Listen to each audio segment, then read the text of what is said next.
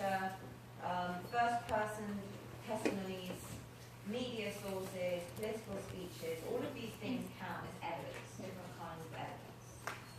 So if you were making an argument about labelling theory, for example, and you were able to show as evidence maybe a political speech given by Trump, or a newspaper article you read or on whatever site, and you were able to remember a particular phrase used about a particular group of people, Mexicans as racists, for example.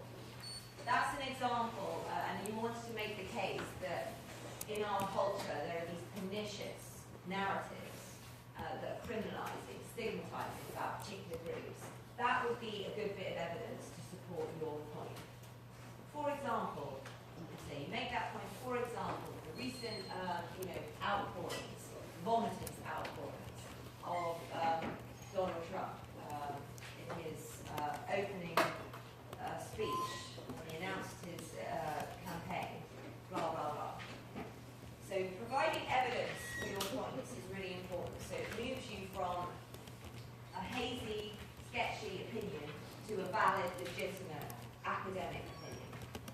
Does everybody understand that movement? One thing I was really pleased with, on the whole, in your midterms was the use of examples. And many of you used examples that we hadn't discussed in the past, so you went and found them yourselves. And I thought that was brilliant. That shows genuine intellectual curiosity, and you used them well. So some more of an idea, and I went over this before, it's the same with the midterm. These are the kinds of questions I am going to be asking myself when I grade your paper. Has the student understood this question? Are they answering it? Or are they just telling me everything they know about the subject? Do they actually know about the theories they're talking about? If they are citing labelling theory, do they understand retrospective labelling? Do they understand stigma? Do they know what self-fulfilling prophecy means? How coherent and well-structured is the argument? Those are the points about introduction and body of text and conclusion. Have they included supporting evidence? And is the essay written in a scholarly style? Now, you'll be pleased to know that the standard of grading is lower in an exam situation than in a midterm, because obviously you are under timed conditions and you don't have access to resources. And it's a high pressure situation.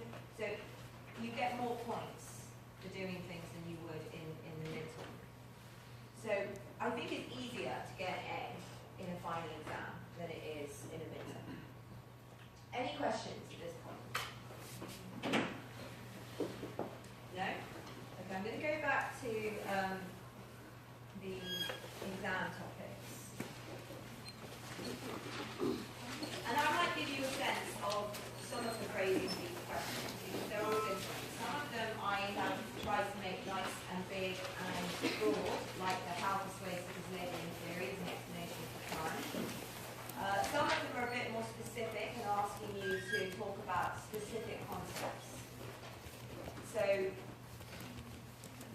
yes, an example, the Durkheim question, it is asking you to think about and engage seriously with his contention that crime is a normal social fact and a necessary social fact.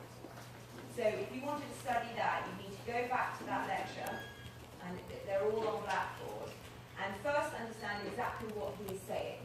And then for each of his points, to substantiate that basic premise about normal and necessary, you have to question whether you agree or whether there are problems with that. The victim's right question is another broad question. And this one asks you about that balance, that difficult balance between offenders' and victims' rights. And how do we find a way to represent both? Is it possible to represent both? Now, a question like that, which is essentially a philosophical question, it gives you a lot of leeway to sort of pick out any particular theory you want in order to support your basic argument, whatever it is. So, those kinds of questions, if you have studied or if you know about topics that aren't on this list, you can bring them in, as long as you make them relevant to your to the question and to the like that, it's worth using specific examples, case studies, and policy implications or policy interventions. So we looked at in one of our victim sessions the impact statements, victim impact statements. You might want to answer, in the introduction, you might want to say, in order to answer this question, I want to get very specific and look at the particular question of victim impact statements. I'd like to address the strengths and weaknesses of this as a way to make a larger point about how to incorporate victims into the criminal justice system. That would be one way of answering that. Or another way, you could engage with some of the feminist criminology that Alex and Shannon talked to you about. So you might want to say, in order to address questions of victims' rights, I want to think about specifically women victims of domestic violence. I want to make a case that they are not represented in the criminal justice system, and with this specific issue, we need to do much more to privilege their rights over the rights of perpetrators. That could be another argument.